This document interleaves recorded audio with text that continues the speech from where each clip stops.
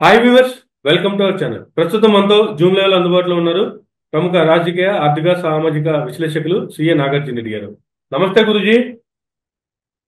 నమస్తే నమస్తే నమస్తే నమస్తే అమర్. ముందుగా మీకు, మీ కుటుంబ సభ్యులకు ఉగాది పర్వదిన శుభాకాంక్షలు. రేపు నీకు నీ కుటుంబానికే కాకుండా ఈసారి వచ్చేటటువంటి 39వ సంవత్సరం ఉమ్, 39వ సంవత్సరం విశ్వనామ సంవత్సరం అంటారు దీన్ని. ఓకే, విశ్వనామ సంవత్సరము అంటే ఈ ఎంటైర్ విశ్వానికి సంబంధించినటువంటి సంవత్సరం అన్నమాట. ఈ సంవత్సరంలో ఏమేమి జరగబోతున్నాయి ఈ విశ్వంలో. వసు నామ సంవత్సరం. విశ్వ వసు నామ సంవత్సరం. విశ్వ వసు నామ సంవత్సరం అన్నమాట. ఇది మొత్తానికి ఏంటంటే ఈ సైకిల్లో ఏంటంటే మొత్తం 60 సంవత్సరాలు ఉంటాయి. మనం చిన్నప్పుడు ఎప్పుడు చదువుకుని ఉంటాం కదా, విభవ ప్రభవ ప్రగతి సమాచారం అని. అందులో ఇది 39వది అనమాట ఇది. ఓకే, సరే, ప్రజలకి అందరికీ, తెలుగు వాళ్ళందరికీ, ప్రపంచవ్యాప్తంగా ఎక్కడున్న వాళ్ళందరికీ శుభాకాంక్షలు చెప్పుకుందాం. ఎస్ గురుజీ. తరఫున నీ తరఫున, మీ టీవీ ఛానల్ తరఫున ప్రజలందరికీ శుభాకాంక్షలు. థ్యాంక్ ఈ యూ. సంవత్సరం అంతా ప్రజలందరికీ కూడాను సుఖ సంతోషాలతోటి, ఆరోగ్యంతోటి, అష్టైశ్వర్యాలతోటి వృద్ధిల్లాలని, అనుకున్నటువంటి పనులన్నీ కూడాను జరగాలని, మిత్రులు పెరగాలి, శత్రువులు తగ్గాలి అని, ప్రపంచవ్యాప్తంగా శాంతి నెలకొలాలని అని కోరుకుంటున్నాం. రైట్. సో మన హిందూ పురాణాల ప్రకారము అమర్, ప్రజలకు కూడా తెలియదు, ఒకటి 20 సంవత్సరాలు ఉంటుంది. అందులో మొత్తం కూడా 4 యుగాలు ఉంటాయి. ఆ 4 యుగాలు ఏంటంటే ఇప్పుడు 4వ యుగం నడుస్తా ఉంది మనకి. కృతయుగము, దాని తర్వాత త్రేతాయుగము, దాని తర్వాత ద్వాపర యుగము, ద్వాపర యుగం తర్వాత కలియుగము. ఇది మొత్తం కూడాను 43,20,000 సంవత్సరాలు ఉంటుంది అన్నారు. ప్రజలకు కూడా కొంచెం తెలియాలి కాబట్టి చెప్తున్నారు. అందులో ఇప్పుడు మనం కలియుగంలో ఉన్నాం. కలియుగంలో కూడాను ఇప్పటి వరకు కూడాను ఉన్నటువంటి దాన్ని బట్టి అది ఏదో కలియుగం అనేటువంటిది 92 ఫిబ్రవరి 18 3,102 సంవత్సరాల కింద మొదలైంది కాబట్టి ఇప్పటి వరకు కూడా 5,126 సంవత్సరాలు అయిపోయినట్లు లెక్క అనమాట కలియుగం. కలియుగం యొక్క కాలమానం ఏంటంటే 4,32,000 సంవత్సరాలు. అందులో 5,126 సంవత్సరాలు అయిపోయింది కాబట్టి ఇంకా కలియుగం చాలా రోజులు ఉందిలే. సర్లే, అదే పెద్ద లెక్కనకు అది. ఇలాంటి 4 యుగాలు కనుక కలిస్తే ఒక మహాయుగం అవుతుంది. ఈ మహాయుగాలు అనేటువంటిది ఇట్లాంటిది ఒక 72 కనుక కలిస్తే ఒక కల్పం అవుతుంది. మళ్ళీ దాని తర్వాత సోన్ అండ్ సో ఫోర్త్, అది అట్లాంటి కొన్ని కనుక వచ్చినట్లయితే అది బ్రహ్మదేవుడికి ఒక పగలు, అది మళ్ళీ రిపీట్ అయితే బ్రహ్మదేవుడికి ఒక రాత్రి. ఇలా క్యాలిక్యులేట్ చేసుకుంటే అది ట్రిలియన్స్ లో పోతుందిలే. 311 point so on and so forth trillion years లోకి పోతుంది అది. జస్ట్ ప్రజలకు కాబట్టి చెప్తున్నాం, అందుకంటే ఏం లేదు. నూతన సంవత్సరం శుభాకాంక్షలు. చెప్పు, ఇప్పుడు నీ టాపిక్ ఏంటి? ఎస్ గురుజీ, జనరల్ గా గత 1 వీక్ గా రాష్ట్రంలో, దేశంలో ఎక్కడ చూసినా కూడాను జడ్జి గారింట్లో నోట్లు దొరికాయంట. ఆ నోట్లు ఎక్కడి నుంచి వచ్చాయో తెలియట్లేదంట. అసలు జడ్జి గారికి సంబంధించి ఇటువంటి పరిస్థితులు వచ్చినప్పుడు లేదా ఇటువంటి వ్యవహారాలు బయటపడ్డప్పుడు వాళ్ళ మీద ఎటువంటి యాక్షన్ తీసుకునేటువంటి రైట్ ఎవరికి లేదంట. ఎందుకంటే వాళ్ళకు ఒక ప్రొటెక్షన్ యాక్ట్ ఒకటి ఉందంట, జడ్జెస్ ప్రొటెక్షన్ యాక్ట్ 1985. ఏంది అసలు, ఏం చెప్తారు? చాలా మంది ఈ మధ్యకాలంలో కొంతమంది మాట్లాడుతున్నప్పుడు అడుగుతున్న డౌట్లు కానీ, లేదంటే కొంతమంది మన వీడియోలకి చాలా ఇన్ఫర్మేషన్, 2-3 వీడియోలు చేసాం ఈ అంశానికి సంబంధించి. వాటిలో కొంతమంది కామెంట్స్ రూపంలో అడుగుతున్నటువంటివి కూడా ఎక్కువ ఇవే వస్తున్నాయి ప్రతి ఒక్కరికి. దీనికి సంబంధించి ఏం చెప్తారు గురుజీ అసలు? Interesting thing. ఓకే, పాత సంవత్సరంలో జరిగినటువంటి ఒక సంచలనాత్మకమైనటువంటి విషయం అన్నమాట. అది ఒక జరగకూడనటువంటిది, ఎవరు కూడా ఊహించనటువంటిది, విచిత్రమైనటువంటిది, చిత్రాతి చిత్రమైనటువంటిది, అనేకమైనటువంటి అబద్ధాలతో కూడినటువంటి ఒక కార్యక్రమం. 14వ తారీఖు రాత్రి 11:30కి జరిగింది. ఢిల్లీలో ఉండేటువంటి ఒక జడ్జి గారి ఇంట్లో జరిగినటువంటిది అనమాట. ఓకే, ఆయన ఢిల్లీ హైకోర్టు లో సీనియారిటీ ప్రకారం 3వ సీనియారిటీలో ఉన్నటువంటి జడ్జి యశ్వంత్ వర్మ గారు. వ్యక్తి బీకామ్ చదువుకున్నాడు, దాని తర్వాత రేవా యూనివర్సిటీలో LLB చదువుకున్నాడు, ప్రాక్టీస్ చేసుకుంటున్నాడు, అలహాబాద్ హైకోర్టులో జడ్జి అయ్యాడు. తర్వాత అక్కడి నుంచి 2021లో ఢిల్లీ హైకోర్టుకు వచ్చారు. అక్కడ జడ్జిగా పనిచేస్తున్నారు. ఆయనకి అలాట్ చేసినటువంటి ఆ 1 acre క్వార్టర్లో జరిగినటువంటి వ్యవహారం అన్నమాట. ఎప్పుడు జరిగింది? 14వ తారీఖు రాత్రి 11:30 అప్పుడు. ఆయన భార్య ఇంట్లో లేరు, పోలీస్ సందర్భంగా బయటికి వెళ్ళారు. ఏదో ఒక వారం అన్నావు కానీ వారం కాదు, ఇది ఆల్మోస్ట్ 2 వారాల పైన అయిపోయింది. రైట్. సరే, మరి ఇంట్లో ఎవరున్నారో ఏమిటో తెలియదు. ఒక్కొక్కళ్ళు ఒక్కొక్క రకమైన వార్తలు చెప్పారు. ఇంట్లో ఎవరు లేరు అని కొంతమంది అంటారు. ఆయన భార్య మాత్రం లేరు, కానీ ఆయన తల్లిగారు ఉన్నారు, కూతురున్నారని కొంతమంది అంటారు. ఇందులో అంతా కూడాను అటాలే అని మనం ఒక వీడియో కూడా చేశాం. రైట్. ఎనీహౌ, ఇప్పుడు ఇదంతా ఎందుకు మళ్ళీ దాని గురించి ప్రజలకు ఆల్రెడీ చెప్పాం కదా. దీని గురించి అర్ణబ్ గోస్వామి అయితే గత వారం రోజుల నుంచి అదే పనికి గంట ఒకసారి CNN న్యూస్ 18 వాళ్ళు పెడుతున్నారు, HMTV వాళ్ళు న్యూస్ అయ్యర్ గారు ఆయన పెడుతున్నారు. ఇట్లా రకరకాల మనుషులు రకరకాలైనటువంటి పెడుతున్నారు. చాలా మంది పెద్దవాళ్ళు కూడా వచ్చారు. పెద్దవాళ్ళు వచ్చారంటే వయసు ఇచ్చే పెద్దవాళ్ళు, కొంతమంది ఏమో జడ్జిలుగా పనిచేసి రిటైర్ అయిపోయినటువంటి వాళ్ళు, కొంతమంది ఏమో ఢిల్లీ హైకోర్టులో కానీ వేరే చోట్ల కానీ సుప్రీంకోర్టులో కానీ ప్రాక్టీస్ చేస్తున్నటువంటి వాళ్ళు, ప్లస్ కొంతమంది ఎంపీలు. కొంతమంది ఎంపీలు అంటే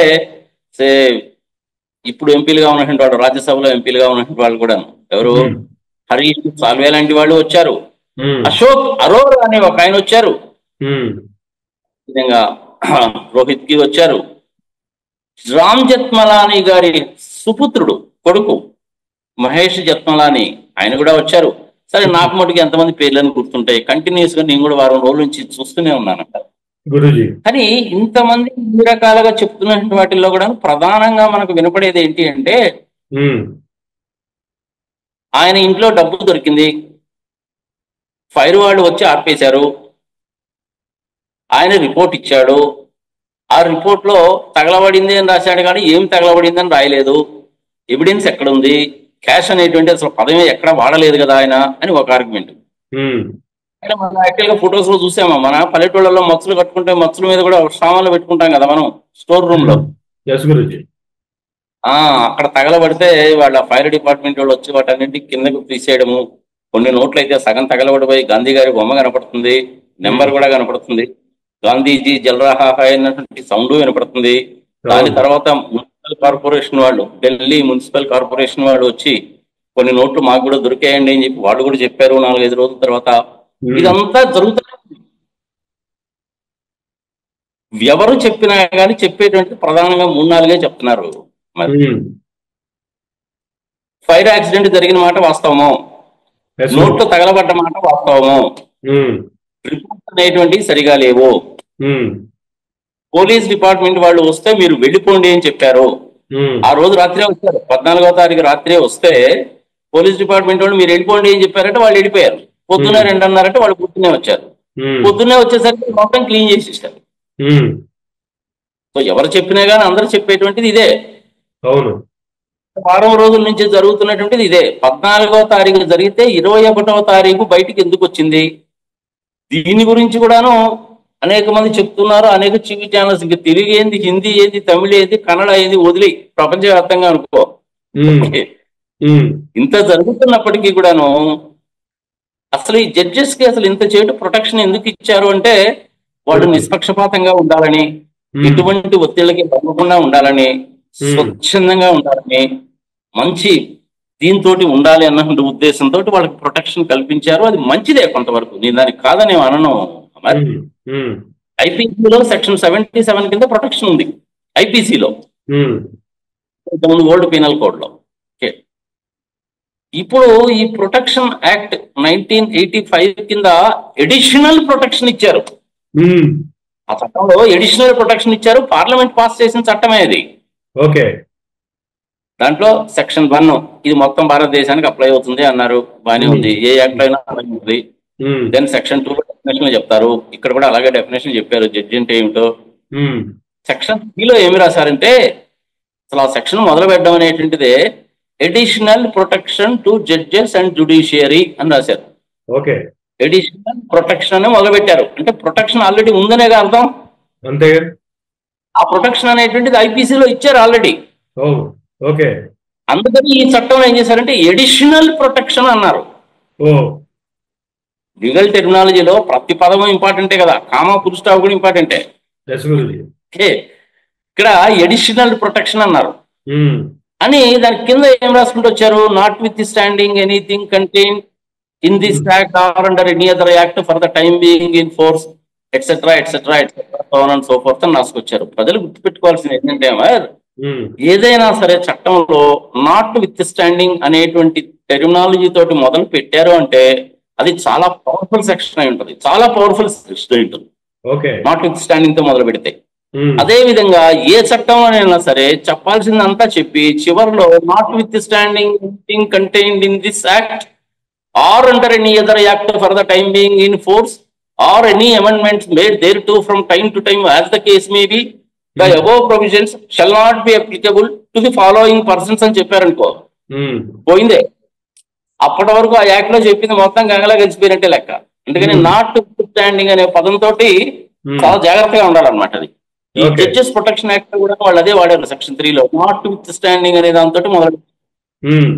అయితే అక్కడ ఏం చేశారంటే వాళ్ళు ప్రజలకు కూడా తెలియాలి చెప్పుకున్నాము మరి.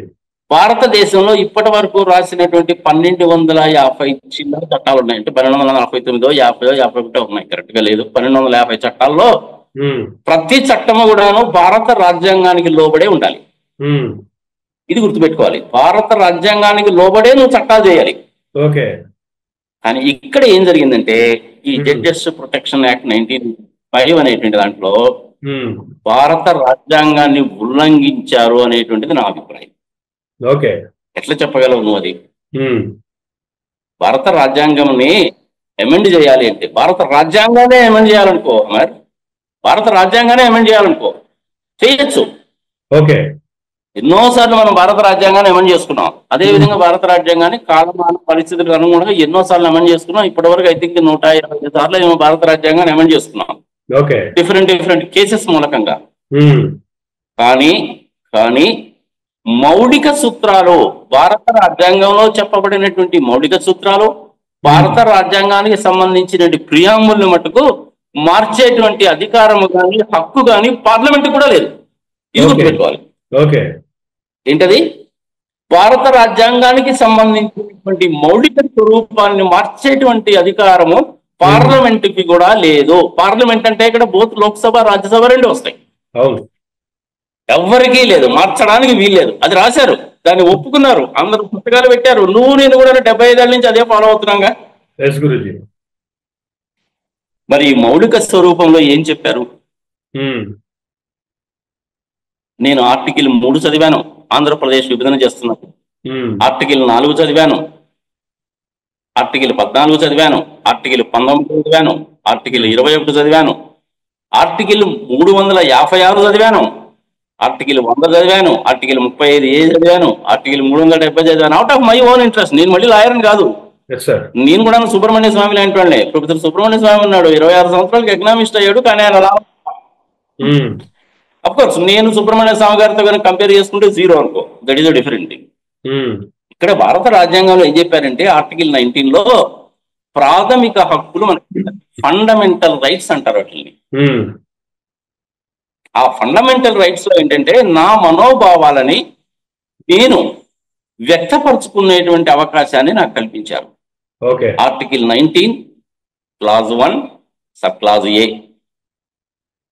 ABCDEF ఉన్నాయి. అందులో ఎఫ్ అనేటువంటిది ఇప్పుడు లేదు. ఎఫ్ అనేటువంటిది ఈ ఫండమెంటల్ రైట్స్ నుంచి తీసేసి నిష్పక్షపాతంగా, నిస్సంకోచంగా, ఎవరికి దడవకుండా, బెదరకుండా, ఎదుటివాడిని ఎవడిని అవమానపరచకుండా, ఇబ్బంది పెట్టకుండా, బాధ పెట్టకుండా, దరిద్రమైనటువంటి పదజాలాన్ని ఉపయోగించకుండా, ఎన్ని కండిషన్లు నా మనసులో భావాన్ని నేను వ్యక్తపరుచుకోవచ్చు.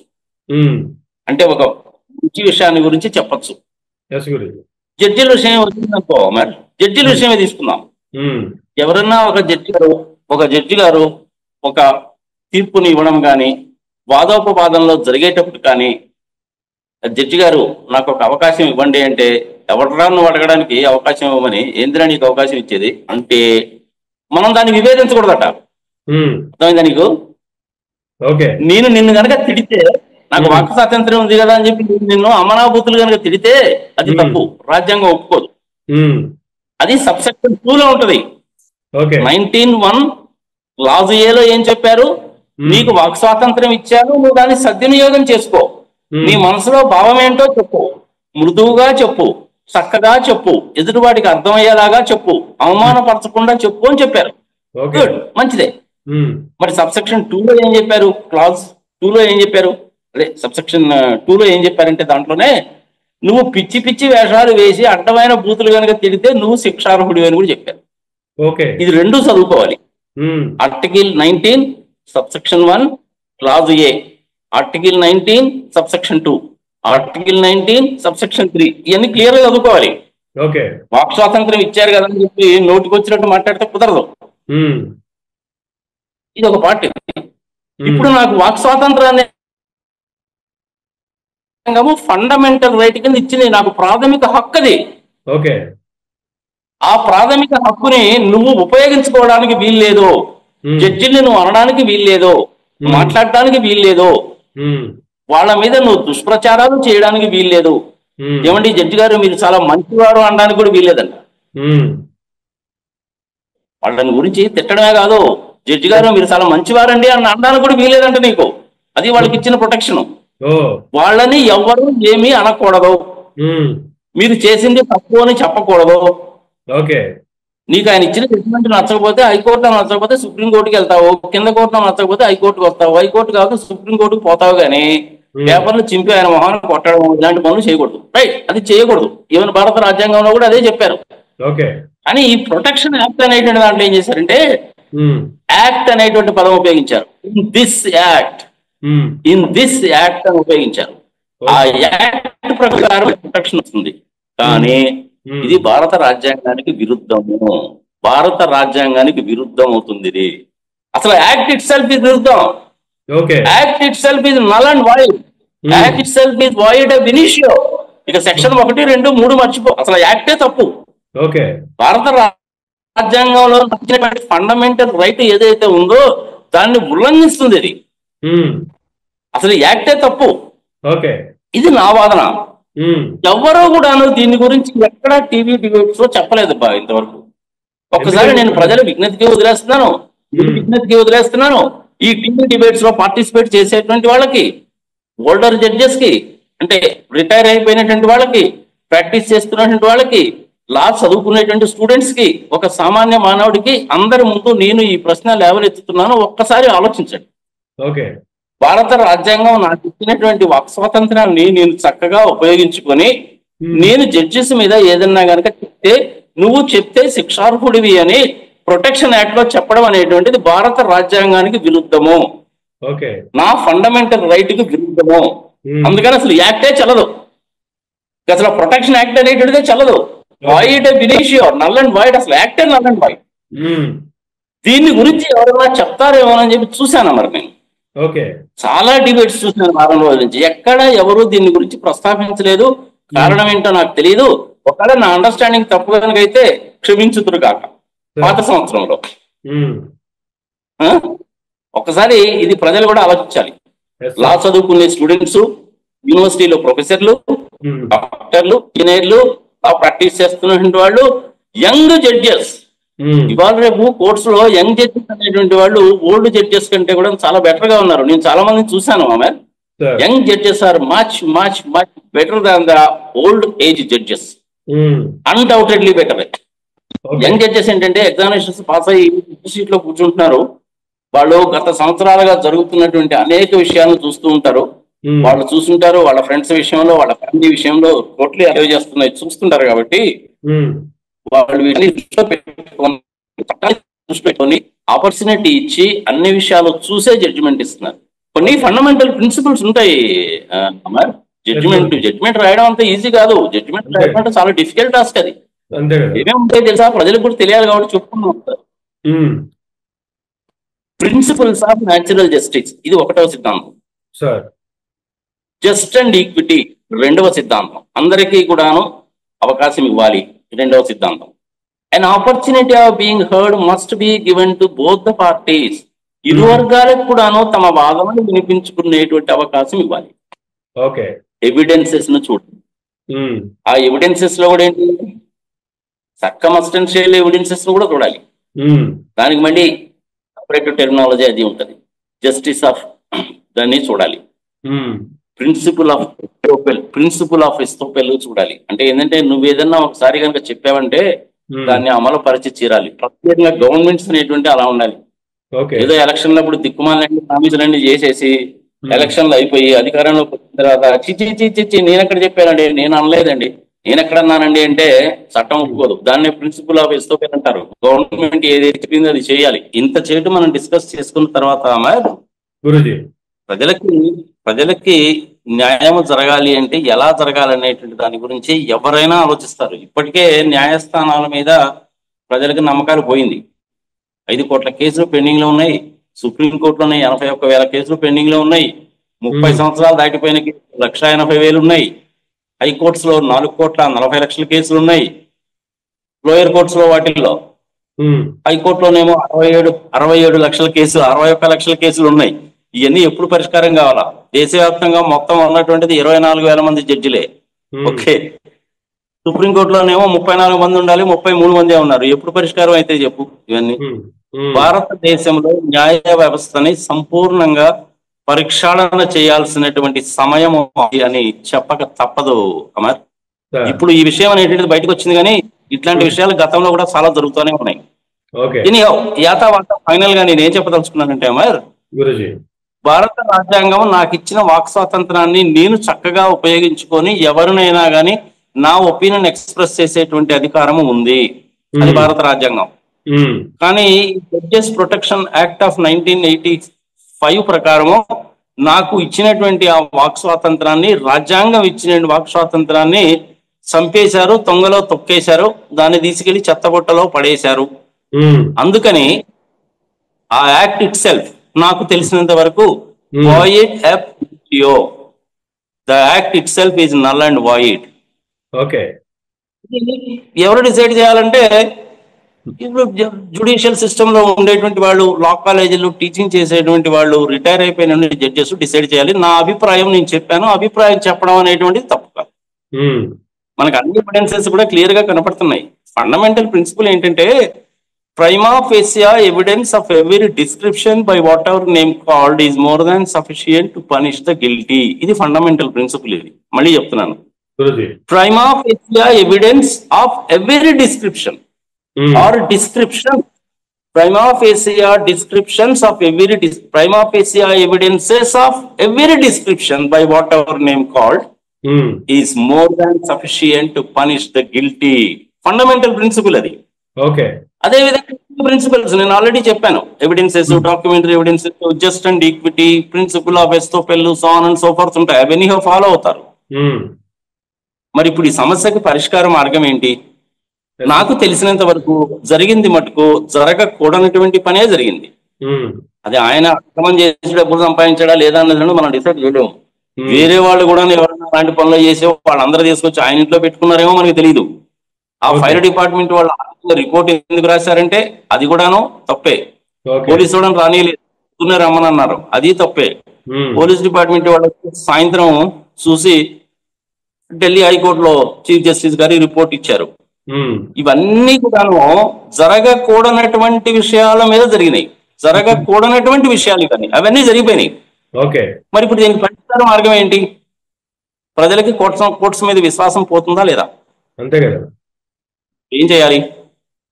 దీనికి ఒక కమిటీని కానీ, ఒక కమిషన్ కానీ, కమిటీకి కమిషన్ కి తేడా ఉంటుందా మరి గుర్తుపెట్టుకోవాలి. సరే, ప్రజలకు అంత దూరం ఎందుకు?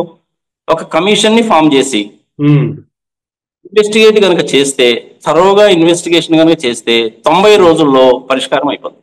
ఓకే. ఫస్ట్ చేయాల్సిందేంటి? భారత రాజ్యాంగంలో ఉండే మౌలిక సూత్రాలని, మౌలికంగా ఉన్నటువంటి వాటిని మార్చే అధికారం పార్లమెంట్కి కూడా లేదు. చట్టం అనేటువంటిది భారత రాజ్యాంగానికి లోబడి లేదు. భారత రాజ్యాంగాన్ని వైలేట్ చేస్తుంది అనమాట ఆ చట్టం. అందుకని దాన్ని ఫస్ట్ తీసేయాలి. సెకండ్ థింగ్, కమిషన్ ని ఫామ్ చేసి థరోగా ఇన్వెస్టిగేట్ చేయాలి. 90 రోజుల్లో రిజల్ట్ వచ్చేస్తుంది. మరి ఆ కమిషన్ లో ఎవరు ఉండాలి? ఇప్పుడు ఉన్నటువంటి ప్రిన్సిపల్స్ ప్రకారము ఆ కొలీజియంలో ఉండేటువంటి జడ్జెసే చేయాలటది, వేరే వాళ్ళు ఎవరు చేయడానికి వీల్లేదట. అది కదా వచ్చింది ప్రాబ్లం. ఓకే. మమ్మల్ని మేమే అపాయింట్ చేసుకుంటాం, మమ్మల్ని మేమే ట్రాన్స్ఫర్ చేసుకుంటాం, మాలో మేము కొట్టుకుంటాము, తిట్టుకుంటాము, డబ్బులు తింటాము, నువ్వెవడు మాట్లాడడానికి వీల్లేదు, మీరెవరు మాట్లాడడానికి వీల్లేదు. అది భారత రాజ్యాంగంలో ఉన్నటువంటి ప్రాథమిక హక్కు ఉల్లంఘన. ప్రతి ఒక్కళ్ళ మీద కూడా ఉంటది కదా, ఐఏఎస్ ఆఫీసర్ల మీద, ఐపీఎస్ ఆఫీసర్ల మీద ఉంటది, మంత్రుల మీద ఉంటది, ముఖ్యమంత్రుల మీద ఉంటది. వాళ్ళందరినీ వీళ్ళే విచారిస్తారు, కానీ వీళ్ళని మటుకు ఎవరు విచారించడానికి వీల్లేదు. భారత రాజ్యాంగంలో ప్రతిదానికి కూడా చెక్స్ అండ్ బ్యాలెన్సెస్ ఉంటాయి, మరి వీళ్ళ విషయంలో ఎందుకు లేదు? మేము చెప్పిందే సుప్రీం అంటే ఎట్లా? మీరు ఏమన్నా దేవుళ్ళ కాదు కదా. ఆ జడ్జి సీట్ లో కూర్చున్నప్పుడు ప్రతి ఒక్కడు కూడా మిమ్మల్ని దేవుడు లాగానే చూస్తాడు, కానీ మీకు ఇచ్చిన ఆ మర్యాదని, గౌరవాన్ని మీరు నిలబెట్టుకోలేనప్పుడు, వమ్ము చేసినప్పుడు, ప్రజలకి న్యాయము జరగనప్పుడు, జుడిషియల్ సిస్టమ్ సరిగా లేనప్పుడు డెఫినెట్ గా ప్రశ్నించి తీరవలసినది. ఆ ప్రశ్నించాల్సిన అవసరం ఇప్పుడు వచ్చింది. దానికి ఏం చేయాలి? కమిషన్ ఫామ్ చేస్తే తరువుగా విచారణ జరిగితే 90 రోజుల్లో వచ్చేస్తుంది బయట. మరి ఇప్పుడు ఆ కమిషన్ లో కానీ, కమిటీలో కానీ, కమిటీ కూడా కాదులే, కమిషనే అనుకుందాం. కమిషన్ లో ఎవరు ఉండాలి? రిటైర్ అయిపోయినటువంటి జడ్జెస్ ఉండాలి, ప్రాక్టీస్ చేస్తున్నటువంటి వాళ్ళు ఉండాలి, సామాజికవేత్తలు ఉండాలి, రాజకీయ పరంగా ఉండేవాళ్ళు ఉండొచ్చు, ఐఏఎస్ ఐపీఎస్ ఆఫీసర్స్ ఉండొచ్చు, ఇంటెలిజెంట్ పీపుల్ కొంతమంది ఉండొచ్చు, ప్రజల తరఫు నుంచి కూడా కొంతమందిని ఉండొచ్చు. సరే, నాకు తెలిసిన లిస్ట్ ఏదో చెప్తాను, ప్రజలకు కూడా తెలుస్తుంది. ఇప్పుడు రిటైర్ అయిపోయినటువంటి జడ్జిలు కొంతమంది ఉంటారు. హరీష్ సాల్వే లాంటి వాళ్ళు ఉన్నారనుకోండి, పెట్టచ్చు. హరీష్ సాల్వేని పెట్టండి. మన తెలుగువాడు అయినటువంటి చలమేశ్వరరావు గారిని పెట్టండి. అశోక్ అరోరా అని ఇంకొక ఆయన ఉంటాడు, ఆయన కూడా మంచి జడ్జి, ఆయన్ని పెట్టండి. అలాంటి వాళ్ళని ఒకళ్ళ పెట్టండి. ప్రజలలో బాగా పలుకుబడి ఉండి, ప్రజలందరికీ బాగా తెలిసి ప్రజాసేవలో నిమగ్నమైనటువంటి వాళ్ళు కొంతమంది ఉంటారు. ఉదాహరణకు సుబ్రహ్మణ్య స్వామి ఉన్నాడు అనుకోండి, ఆయన ఎకనామిస్టు, కానీ లాలో మంచి దిట్ట, ఆయన పెట్టండి. జయప్రకాష్ నారాయణ గారు ఉన్నారు, ఆయన పెట్టండి. జగన్మోహన్ రెడ్డి కేసులను విచారించి చక్కటి నేము, సంగతి, సమాచారం ఉన్నటువంటి వ్యక్తి ఉన్నాడు, జేడి లక్ష్మీనారాయణ, ఆయన పెట్టండి. అలాంటి వాళ్ళని ఒకళ్ళనో ఇద్దరినో తీసుకోండి. ఇన్కమ్ ట్యాక్స్ డిపార్ట్మెంట్ లో కూడా కొంతమంది చాలా మంది ఎక్సలెంట్ పీపుల్ ఉన్నారు. సే ఫర్ ఎగ్జాంపుల్, అలాంటి వాళ్ళ పేర్లు కనుక చెప్పాలంటే నాకు 30 సంవత్సరాల నుంచి అనుభవం ఉంది కాబట్టి ఇన్కమ్ ట్యాక్స్ డిపార్ట్మెంట్ లో ఉండే వాళ్ళని నేను పేర్లు ఫింగర్ టిప్స్ మీద చెప్పగలను నేను. Doctor MA Uday Kumar, commissioner retired, PhD in nuclear physics, పెట్టండి. చాలా నీతిమంతుడు, నిజాయితీ పరుడు, నాకు కూడా మంచి ఫ్రెండ్. ఆయన ఇక్కడ హైదరాబాద్ లోనే ఉంటాడు, మహేంద్ర హిల్స్ లో. మోహన్ రెడ్డి ఇంతకుముందు హైదరాబాద్ లో ఉండేవాడు, ఇప్పుడు బెంగళూరు అనుకుంటాను, ఆయన అట్లాంటి వాళ్ళని తీసుకోండి. తోట సుబ్రహ్మణ్యం తీసుకోండి, అట్లాంటి వాళ్ళని. రామకృష్ణ తీసుకోండి, అట్లాంటి వాళ్ళని. వీళ్ళందరూ కూడాను కమిషనర్స్ ర్యాంక్ లో రిటైర్ అయిపోయినటువంటి వాళ్ళు, కమిషనర్స్ ఇన్కమ్ ట్యాక్స్ లో ఉండేటువంటి వాళ్ళు, ప్రిన్సిపల్ కమిషనర్స్ ర్యాంక్ లో ఉండేవాళ్ళు, ఇట్లాంటి ర్యాంక్స్ లో ఉండేటువంటి వాళ్ళు చాలా నీతి పరులు, నిజాయితీ పరులు, చక్కగా ఉండేటువంటి వాళ్ళు, లంచాలు తినేటువంటి వాళ్ళు కాదు, పార్షియాలిటీ చూపించేటువంటి వాళ్ళు కాదు, చక్కగా చట్ట ప్రకారమే వెళ్తారు. క్లయింట్స్ ని కూడా ఇబ్బంది పెట్టరు. మరి వాళ్ళు క్లయింట్స్ ని ఒప్పించి దారిలోకి తీసుకొచ్చి అటుపక్క రెవెన్యూ ఇస్తారు, అటుపక్క క్లయింట్ కి హెల్ప్ చేస్తారు, అన్ని రకాలుగా పోతారు. అలాంటి వాళ్ళని పెట్టుకోండి. అట్లనే జిఎస్టీలో రఘురామ్ రెడ్డి అని ఉన్నాడు, పెట్టుకోండి. అట్లాగనే ఐపీఎస్ ఆఫీసర్స్ లో జేడి లక్ష్మీనారాయణ ఉన్నాడు, అలాంటి వాళ్ళని కూడా పెట్టుకోండి.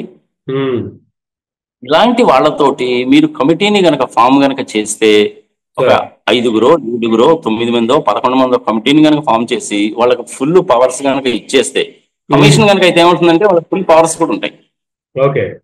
కమిషన్ ఫామ్ చేస్తే వాళ్ళని కనుక విచారణ చేయమంటే ఎవరి పైన వాళ్ళు చేస్తారు. జేడి లక్ష్మీనారాయణ గారు ఆ కమిటీలో కనుక ఉన్నారంటే ఆయనకి సిబిఐ ఎంక్వైరీ ఎట్లా చేయాలో తెలుసు కాబట్టి ఆయన చేస్తారు. సుబ్రహ్మణ్యం గారికి లాగు మీద మంచి గ్రిప్ ఉంటుంది కాబట్టి ఆయన పని ఏదో ఆయన చూస్తారు.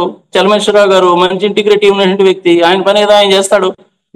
ఏది తప్పు, ఏది కరెక్ట్, అసలు ఈ చట్టం ఉండాలా లేదా, ఏమి జరిగింది, ఎలా జరిగింది, ఎందుకు జరిగింది, ఎప్పుడు జరిగింది, ఎప్పటి నుంచి ఎప్పటి లోపల జరిగింది, ఇందులో వాస్తవాలు ఎన్ని, అవాస్తవాలు ఎన్ని, మొత్తం కూడా త్వరగా ఇన్వెస్టిగేట్ చేసి రిపోర్ట్ ఇస్తారు. ఈ పార్టీకే జరిగి ఉండాల్సింది ఏంటంటే ఆల్రెడీ ఎఫ్ఐఆర్ ఫైల్ చేసి ఉండాలి. నా ఉద్దేశం చెప్తున్నాను, ఎఫ్ఐఆర్ ఫైల్ చేసి ఉండాలి. ఆయన అలహాబాద్ హైకోర్టుకి ట్రాన్స్ఫర్ చేసి ఉండకూడదు. ఢిల్లీ హైకోర్టులో నుంచి ఆయనకు వర్క్ ఏమి ఇవ్వకుండా, బాబు నువ్వు ఇంట్లో కూర్చో నీ జీతం వస్తుంది అని చెప్పి ఉండాలి. అవన్నీ ఏమి చేయలేదు వీళ్ళు. ఉమ్, నాకు తెలిసినంత వరకు జరిగినటువంటిది ఏది కూడాను చట్టబద్ధముగా లేదు ఓకే.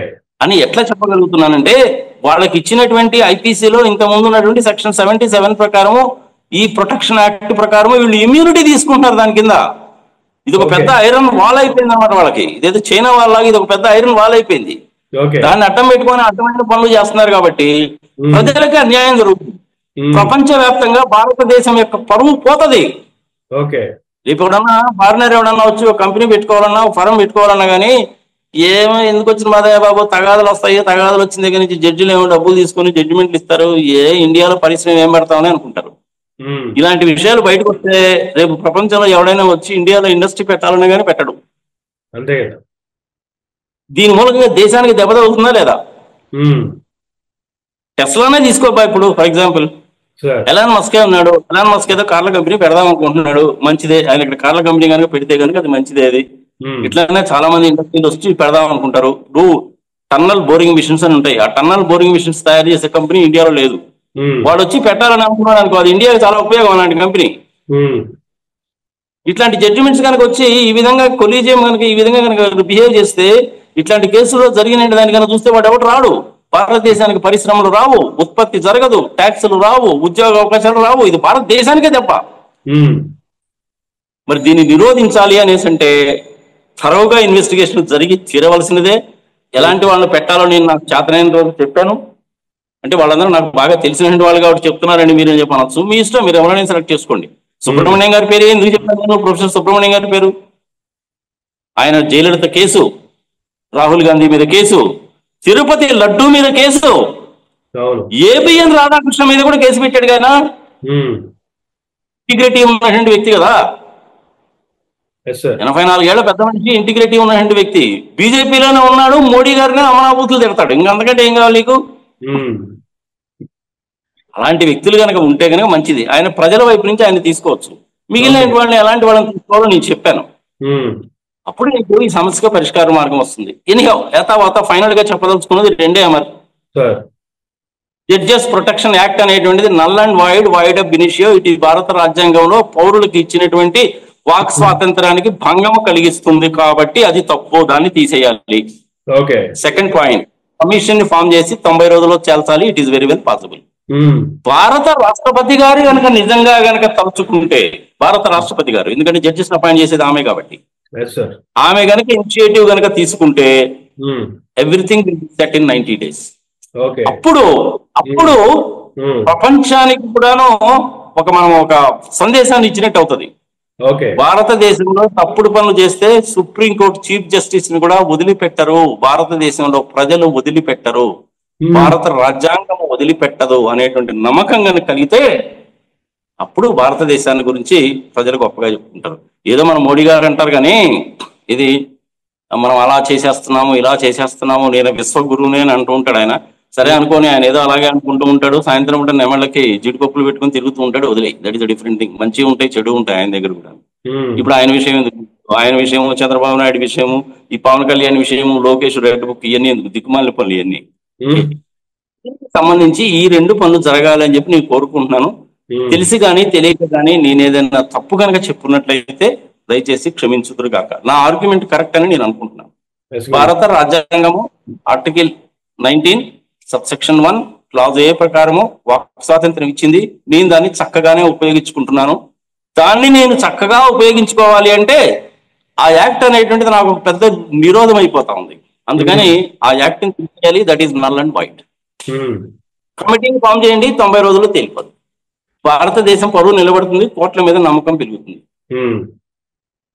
వన్స్ అగైన్ మీ టీవీ ద్వారా ప్రపంచవ్యాప్తంగా ఉన్నటువంటి తెలుగు వారికి విశ్వ నామ సంవత్సర శుభాకాంక్షలు. Thank you Guruji. Thank you very much Guruji. మీరు చెప్పినట్లుగా, మీరు సలహా ఇచ్చినట్లుగా ఈ కేసులో ఇంకొక స్టెప్ ముందుకేసే అవకాశం ఉందా లేదా చూడాలంటే కూడా మనకు 2 రోజులు వేచి చూడాల్సిందే. మీరు అన్నట్లుగా కూడా త్వరితగతిన అతి త్వరలోనే దీని మీద ఒక అవుట్కమ్ కూడా రావాలని కోరుకుందాం. సో ఇదండి ఈనాటి ఇంటర్వ్యూ. నాగార్జున రెడ్డి గారితో మరొక ఇంటర్వ్యూలో మళ్ళీ కలుద్దాం. చూస్తూనే ఉండండి మేరా మీడియా.